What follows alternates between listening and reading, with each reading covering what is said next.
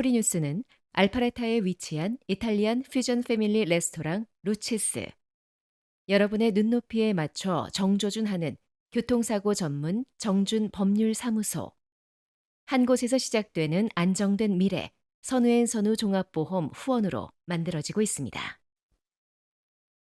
8월 28일 목요일 뉴스웨이브 25 소리뉴스입니다. 어제 미네소타주 미네아폴리스의 가톨릭 학교 내 성당에서 어린이 2명을 살해하고 17명을 다치게 한 총격범의 총기와 탄창에 도널드 트럼프 대통령에 대한 증오가 담긴 글귀가 쓰여 있는 것으로 드러났습니다. 크리스티노 미 국토안보부 장관은 이날 자신의 X 계정에 이 몹시 병든 살인자는 소총 탄창에 아이들을 위해 도널드 트럼프를 죽여라 등의 문구를 휘갈겨 썼다고 적었습니다. 노 장관은 또 총격범은 23세의 남성으로 자신이 트랜스젠더라고 주장한 것으로 확인됐다고 밝혔습니다. 캐시 파텔 미 연방수사국 국장은 X에 올린 글에서 총격범의 이름이 로빈 웨스트먼이라고 확인하면서 이번 사건을 카톨릭 신자들을 향한 국내 테러 행위이자 증오범죄로 보고 수사하고 있다고 전했습니다. 브라이언 오하라 미네아폴리스 경찰청장은 웨스트먼에게 전과 기록이 없으며 단독으로 범행을 저지른 것으로 보인다면서 총격에 사용된 소총, 산탄총, 권총은 모두 최근에 합법적으로 구입한 것으로 확인됐다고 전했습니다. 이날 총기 난사 사건은 미네아폴리스의 가톨릭 학교 성당에서 발생했습니다. 이날 새학년 학기 첫 주를 기념해 학생들이 미사에 참여하고 있을 때 총격범은 성당 창문을 통해 발포를 시작한 뒤 성당 안으로 들어가 총기를 난사했습니다. 이로 인해 8살과 10살 어린이 2명이 숨지고 6살에서 14살 어린이 14명과 80대 성인 3명 등 17명이 부상했습니다. 부상자들은 모두 생존할 것으로 예상된다고 오하라 청장은 말했습니다.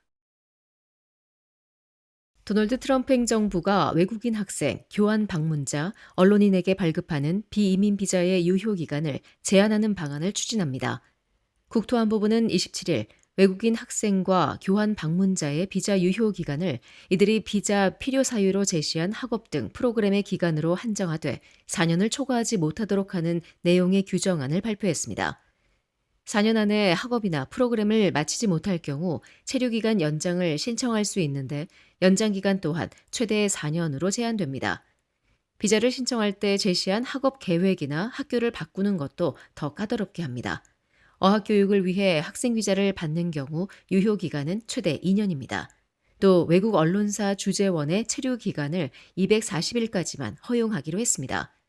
또 언론인 비자는 240일 단위로 연장이 가능합니다.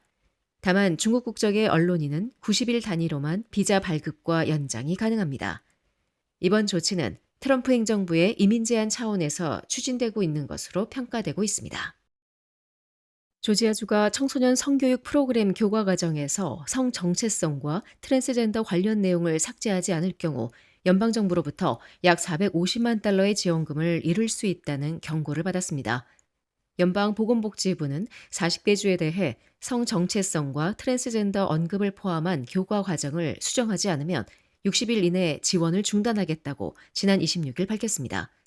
이번 조치는 트럼프 행정부가 아이들을 잘못된 이데올로기로부터 보호하기 위한 조치라고 설명한 가운데 발표됐습니다. 조지아주는 이번 조치로 약 450만 7,495달러의 연방지원금을 잃을 수 있으며 이는 뉴욕의 약 602만 달러에 이어 전국 두 번째 규모입니다.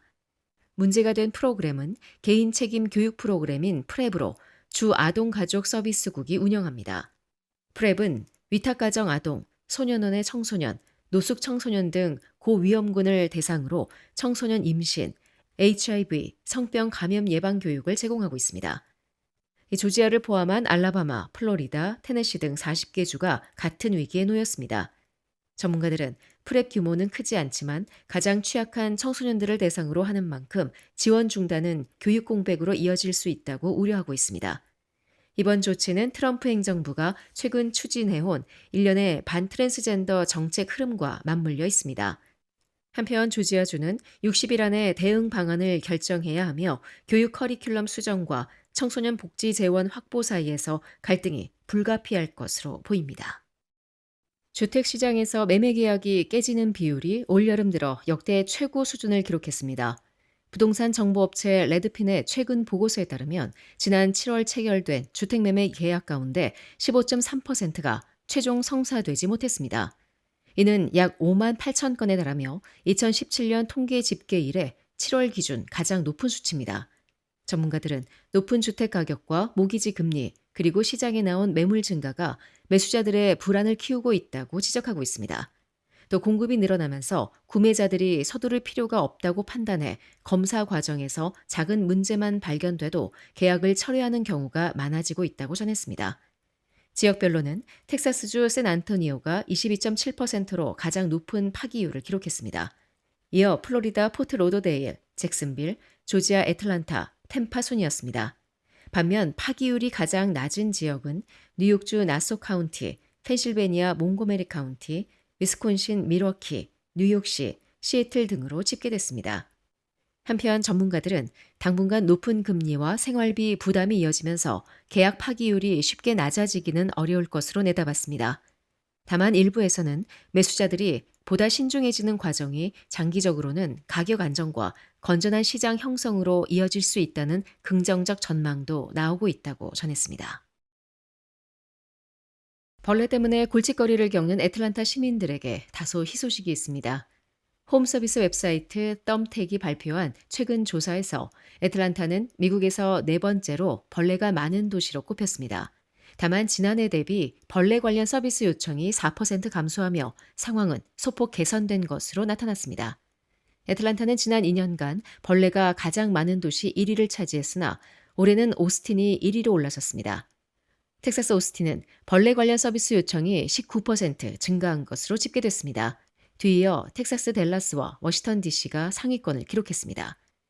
이번 순위는 2024년 8월부터 2025년 7월까지 소비자 요청을 기준으로 해충 방제, 침대벌레 박멸, 점검, 야외 살충제 사용 등 서비스 요청 건수를 종합해 선정했습니다. 전문가들은 집안과 주변을 청결하게 관리하는 것이 벌레 피해를 줄이는 가장 효과적인 방법이라고 조언했습니다. 가수 싸이가 향정신성 의약품을 처방받고 매니저 등에게 대리 수령하게 한 정황이 확인돼 경찰이 수사에 나섰습니다.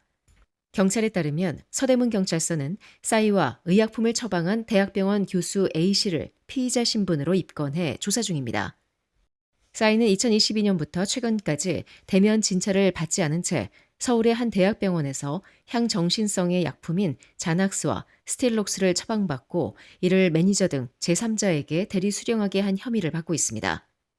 경찰은 제보를 통해 이 같은 의혹을 포착하고 최근 이 대학병원을 압수수색해 진료 기록을 확보한 것으로 전해졌습니다. 한국의 현행 의료법은 환자를 직접 진찰한 교수만 처방전을 작성할 수 있으며 직접 진찰받은 환자가 아니면 처방전을 수령할 수 없다고 규정하고 있습니다. 싸이가 처방받은 약으로 알려진 자낙스와 스틸록스는 수면장애와 불안장애, 우울증 치료에 쓰이는 향정신성 의약품으로 의존성과 중독성이 커 대면 진찰과 처방이 원칙인 것으로 알려져 있습니다. 다만 A씨는 비대면으로 진료했다며 관련 혐의를 부인하고 있는 것으로 전해졌습니다.